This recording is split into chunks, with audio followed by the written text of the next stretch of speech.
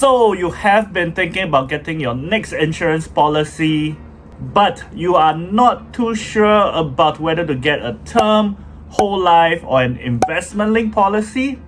In this video, we are going to take a look at the pros and cons of all three so that you can make a better educated decision for yourself. Disclaimer, these are just my opinions and how I usually plan for my clients over more than 10 years inside the financial planning industry. Another consultant might plan differently and have differing opinions, so use this video more as an educational point of view and not as an absolute thing that you must follow. First up, term policies. These are low-cost policies that can cover you for a certain amount of years, hence the term policies. See what I did there? There are generally two ways to make use of term policies. The first of which is what I call the HCMC method. Not this HCMC, but the high cover, minimal cost method. It requires you to know how long you want to get covered for and how much you want to get covered for, be it via your own calculations or from a financial consultant. So for example, if you have a newborn baby and you want to make sure that he or she has enough money for a university degree in 20 years time, what you can do is purchase a term of 100,000 cover, which is probably how much a degree would cost in 20 years time, and set the policy to cover you for 20 years. If nothing happens to you, the money you work, save, and invest for will cover the education fees. And if you're unable to work, the term policy will ensure that the money will be there no matter what. Another example of the HCMC method is estimating your earning potential from now till you retire and ensuring for that. For example, if you estimate that you will earn about $1 million from now till you retire, and you want to make sure that no matter what happens, that money will be there for you and your family, you can insure yourself for $1 million until your estimated retirement age, and the cost will be the lowest compared to whole life or investment policies. So the first advantage a term policy has over a whole life or an ILP is the low cost. I'll sidetrack a bit to talk about terms that are convertible. These work the same way as a normal term policy, but has the option of letting you convert it to a whole life or an investment-linked policy. So if you do intend to get something more permanent like a whole life or an investment-linked policy, but have budget constraints, this kind of convertible term policies might be a good option for you to consider. Now on to the disadvantages of term policies. The first one is that term policies have no cash value. You can only make money from term policies when you claim from them. If nothing happens to you, then you don't get your money back. Which is also why there's a group of people that advocates this strategy called buy term, invest the rest. How it works is you buy term policies instead of the more expensive whole life or investment policies. And with the money saved, you do your own investments.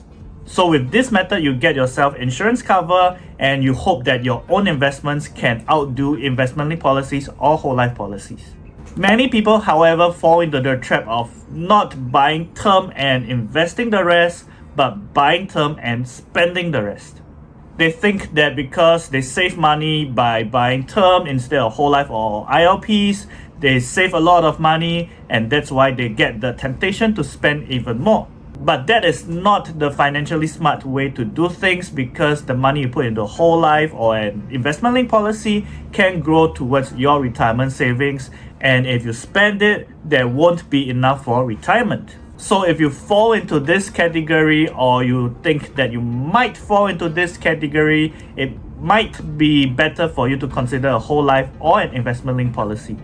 Whole life policies and investment-linked policies are similar in the sense that they both provide protection and cash value. Oh, and for definition's sake, in this video, investment-linked policies will be the ones with insurance cover and not those pure investment policies. The main difference between whole life policies and investment-linked policies is where they invest in. Whole life policies typically invest in what we call a life fund. Consumers usually have no control over what the life fund invests in, but it is usually made up of more conservative investments like bonds, properties, and have a smaller percentage in equities. Returns are usually lower compared to an investment-linked policy, but there's usually a guaranteed portion when it comes to how much you can get when you surrender your policies. Investment-linked policies usually invest in unit trusts, and consumers have control over where they want to invest in.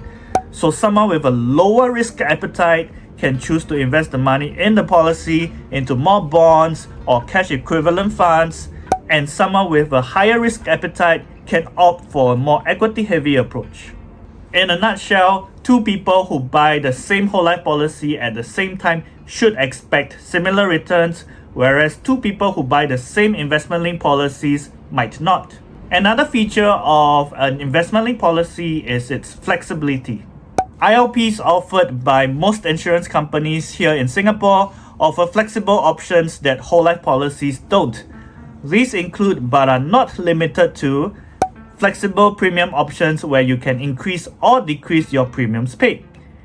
Flexible insurance coverage where you can increase or decrease your insurance cover over time. Premium holidays where you can choose to stop paying premium for a while and your policy will not be cancelled or lapsed. These and many more depending on the insurance company that you buy with. So the typical way I help my clients using investment-linked policies is as follows. Oh yes, before that disclaimer, this is just one example used for illustration purposes, so there are many other ways to use an ILP to plan for clients. So when someone gets an ILP typically in their 20s and 30s, they don't plan to keep paying their premiums for life, even though on the policy contract they have to. I'll explain more later. So for example, they start off with a $300 per month policy when they first start work and then continue this policy for a few years. Whenever they get pay raises, they can increase their premium and insurance cover. Then when they have their first child, their insurance needs suddenly increase because they need to provide for another life. But at the same time, they cannot afford to increase the money they are spending on insurance coverage because, well, having a baby is not cheap. So what they can do is increase the insurance coverage provided by the ILP they bought previously without needing to increase the premium they are paying. Yes, it's a little bit confusing. You might need to rewind this video a bit to fully understand. The downside to increasing your insurance coverage but not your premium is less money will be invested because more money is deducted for the increased insurance cover, but it can be a temporary fix, especially if you are cash strapped. Then as they approach retirement age and their children grow up, they don't need that much insurance cover anymore. So they can decrease their insurance cover and let the money inside focus on generating returns. A lot has been said about the high insurance charges for investment-linked policies, especially when people age, but that is because when they are young, insurance charges are low, so they charge according to age. So this is what a typical ILP insurance charge graph would look like. So you can see the insurance charges for a typical ILP will increase exponentially over time. Whereas the insurance charges for term policies and whole life policies are predetermined when you enter the policy or when you buy the policy rather, so it's flat throughout. So when you're older, by right, your insurance needs are not that high because your parents would likely have passed away and your children can support themselves already. So you should be looking to decrease your cover and let your ILP focus on generating returns. But some people will be like, in my later years, there's a higher chance of me getting critical illnesses. Why should I decrease my coverage? Well, ILPs are more catered to your needs. They are more customizable and requires you and your consultant to have constant reviews and make sure that the policy you have is according to your stage of life and your needs. Your insurance needs follow a bell curve. When you don't have any dependents, you don't really need that much insurance cover. And when you have children and aging parents to support, you'll need a lot of insurance in the event that you pass away prematurely or get a critical illness. Then when your parents pass away and your children can support themselves, you shouldn't need that much cover. You can then decrease your cover and let the money inside focus on generating investment returns. So if you get a whole life or a term, there's a chance that you might get overinsured towards the end of your life. If you are someone that still wants cover at old age, then maybe terms and whole life policies might be more suitable for you. Whole life policies typically allow you to pay a premium for 15, 20, 25 years and then you are covered for life.